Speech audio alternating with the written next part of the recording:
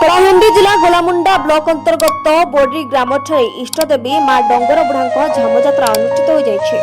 आदाहमान कालरू मां डंगरा बुढ़ा झामजात्राटी पालन कर दीर्घ 24 वर्ष पर पुणी थे मां झामजात्रा बेश महा आडंबर सहित पालित होथिबार देखा मिलता।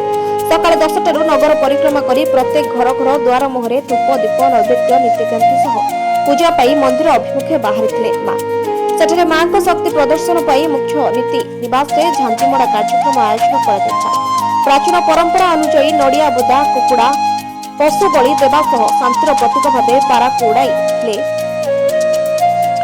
लुहा कंटार दोली विराजमान कर श्रद्धा व्यक्त करते। मां डंगर बुढ़ा राजा जाडेन अग्नि भैर टिके बाबू भीतर घरेन पाटराणी द्वार सेनी समेत ग्रामर अनेक देवादेवी निजर अलौकिक शक्ति माध्यम भक्तगण को दर्शन देते। झामुजात्रा मां को आशीर्वाद लोड़िले शीघ्र भक्तों मनस्कामना पूर्ण हो किंवदंती लेखा अच्छी। झामुजात्रार झांझीमड़ा देखा दूर दूरांतर शताधिक संख्यार दर्शक मैंने आसुवा देखा मिलता। यह पवित्र यात्राटी ग्रामर झाकर पूजारी समेत ग्रामवासी मिसी सहयोग करते।